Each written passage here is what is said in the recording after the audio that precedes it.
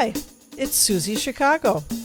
Welcome to my podcast. It's a show about everything and nothing. We're here to make you laugh and give you a break from the real world. And guess what? The break starts right now. Hey everybody, it's Suzi Chicago, and I am here for a little mini-sode, I call it. My special is going to air on the 23rd of July, and it's been a long time coming. Not a long time to doing comedy, but a long time, it seemed like, in editing, which it's always a long time in editing. And I didn't do any of it, Honest Fox did it. Anyway, so the special is going to air. It's called Late Life Crisis, because at my age, starting comedy, people said, you must be having some sort of crisis or something. I said, yeah, I'm having a late life crisis. I skipped the midlife and I'm on to late life. And I want to give you a little bit behind the scenes view of what went on. And I'm not quite sure if this will air the day before the special airs or not. I hope it does. And first of all, my grandson flew in with Becca, and he introduced me at the special. That's who he called me Grandma Fun Fun from when he was little. And I do a joke about it, or I gave him $5 because I wanted him to call me that again. And he did. And he just visited recently and was absolutely, he's 28 now. He's 29. He's a big guy and delightful and sweet. And I couldn't have asked for a better person to introduce me for the special. And at the end of the special, an alien, because those of you who know me know I love aliens. I don't love aliens, but I love the thought of aliens. An alien greets me at the end of the special with some flowers. And that was an idea of Jesse Egan, who is my comedy director, and I've worked with and taken his classes. And he was so supportive and so loving. And it was his idea, and it worked out perfectly.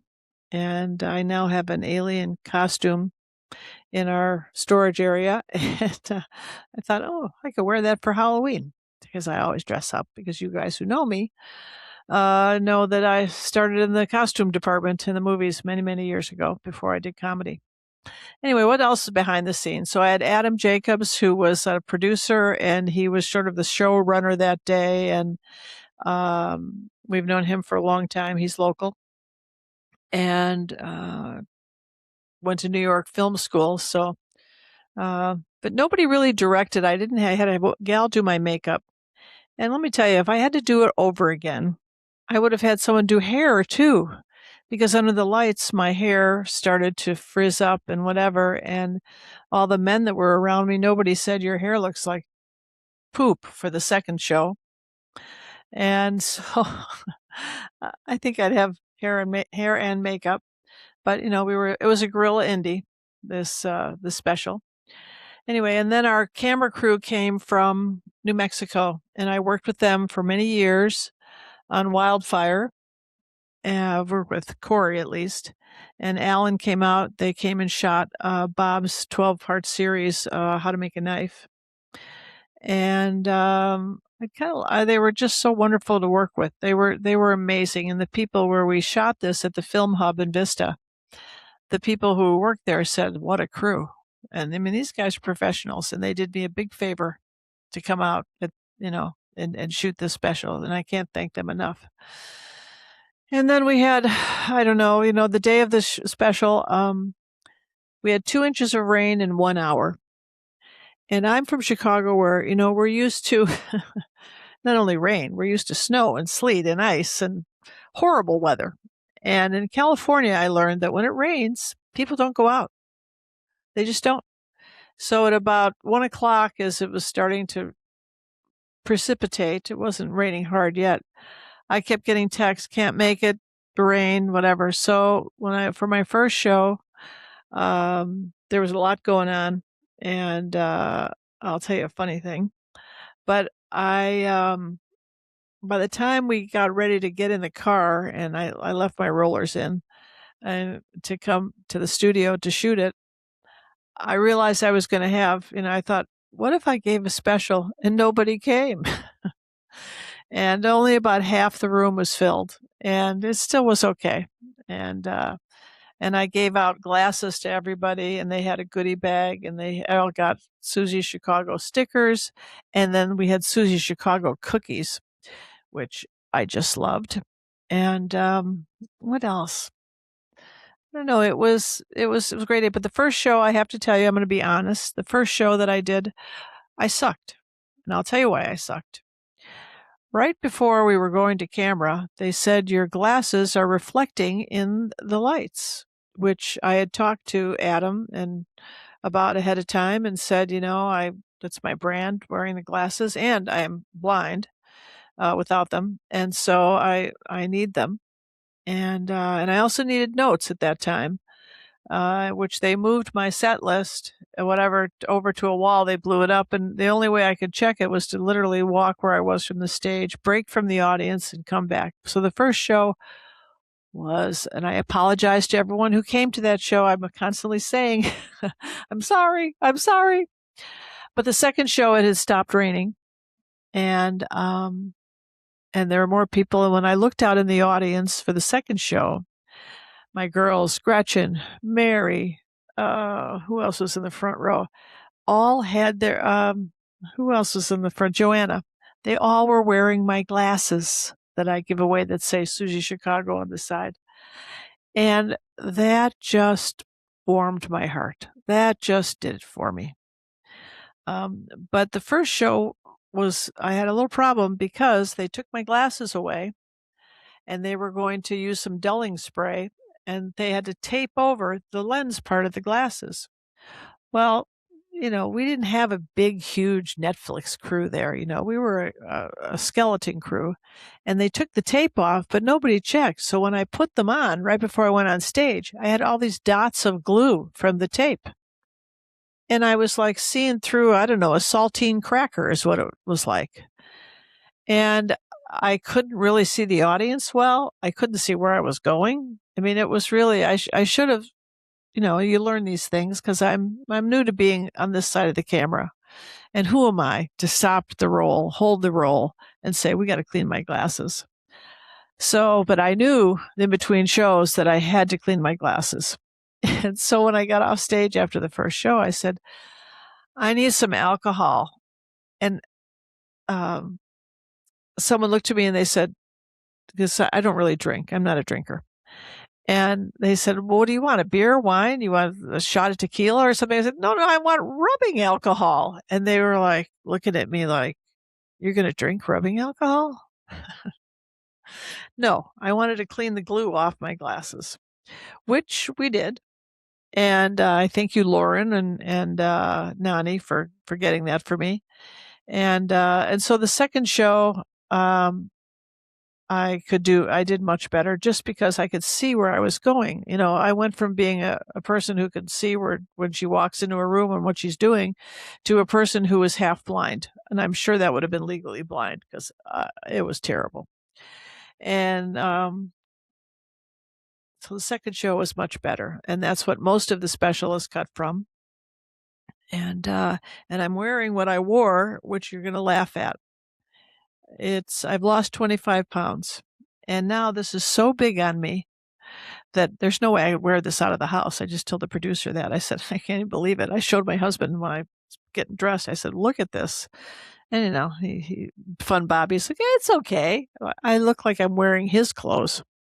So we're going to have this taken in because I love this. And Lucy and Yak, thank you so much for this. What else? It just was a surreal thing to do.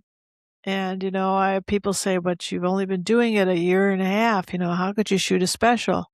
Well, when you're 70 years old, now is the time. This moment, this voice. I'm sure I'll look back in a couple of years and go cringe. And, we're going to shoot another one in another 15 months or whatever. And I hope they get better. Don't you hope they get better? I certainly have, and I've written at least a new hour, and now I'm just working it out in clubs and working it out at open mics. And this weekend I have a show, and I got about 15 minutes, and I will do, some of the hits at the beginning and some of the hits at the end. I'll close on one I know that always does well, but in the middle, I'm going to put some of the new stuff because I've only tried it a few times, and the more I try it, the better it gets. And so that's my little mini webisode. And I want to thank Fun Bobby. Fun Bobby, when your wife tells you and she's 69, I think I'm going to start trying to do a stand-up comedy. The hair, his hair didn't fall out. He didn't fall over and whatever. He's like, I can see that. Okay. You've been making me laugh for the last 25 years. Okay. And so he has, supported me. And the one thing I always say is he likes when I'm out at night doing shows because he can order DoorDash and he doesn't have me, the food police or the food Gestapo, as he calls me. And so he gets to have Kentucky Fried Chicken or Popeyes, and we're not being sponsored by them. Anyway, he gets to eat all the bad food that I never eat. And not that it's bad, but it's certainly not waist thinning. And but he's 81. I'm not going to starve this guy to death in his last years because, what if he is? People send him stuff about being a vegan and a vegetarian, whatever. What were they going to add? Another week to his life? No, let him enjoy. So, but anyway, so I have to thank him for, I'm going to be out tonight again. And he sits with the dog, and the dog has, since I started doing comedy, she became his dog because she sits with him on the couch now, not with me, because I'm out probably 3 nights a week at least. And you're going to see me around because I'm getting lots of interest in me from, I don't know how I got on these different, how people found out about me. I know I'm on a few lists of specials that are coming out in July. And so I hope to do a little traveling, and I'll be in Nashville and a few other places. I'm going to try to be in Albuquerque in August, just for a minute to see my best friend. And because she came for the special, she and her husband came for the special, and I hardly had a minute to talk to them. And then by the time when it was over, I was so tired, I just sat in a chair. So, I'm going to see them, and I reached out to a few clubs, and so they said yes. So we'll see how much time I have there. But what else? I've been up in LA a lot too, and I'll be at the Yellow Door with new faces or fresh faces at the end of August in San Diego. You want to see me? It's a competition. Come out. I got to win this time. If I don't. I don't care. I don't really care. What else about the special? So it's called Late Life Crisis, and it's going to be on my YouTube. Yeah, I'm a big help to myself. It's going to be on my YouTube channel, Suzi Chicago, and there'll be lots of clips coming out in the next few days about bits of it. And I'm happy my grandson is taking some of my work and he's cutting it down and making some clips for me. So he really knows what to do. We made a crazy video and he was here and everybody loved it. It's gotten thousands of views. So Ethan, you were right. If only he didn't live in Albuquerque, but he does. So we'll do the best. There is a thing called shared files on the internet, right? So anyway, but I like him being my director. He's my favorite director. Anyway, so Late Life Crisis coming out. Like, subscribe, whatever, do to the podcast and this. And I promise we are having more people and more podcasts with more comedians. We just had on Karen Mills, and she just opened for Kathleen Madigan, and did her 10th thing at the Grand Ole Opry, which is one of my goals is to play the Ryman. Maybe not the Opry, but anyway. But once the special's out, I think you're going to start seeing me a lot more. I hope. And I hope you enjoy it. And let me know what you think. I really want, feedback, good or bad. I'm a big girl. I can take it. Anyway, so this is Suzi Chicago. Thanks for checking out this mini-sode. All me, all the time, enough of me. And I'll see you around. And what can I say? Laugh. Well, that's enough for now. The Suzi Chicago podcast was produced by Podium Studios in Marietta, Georgia. Please like, subscribe, and share. See you next time.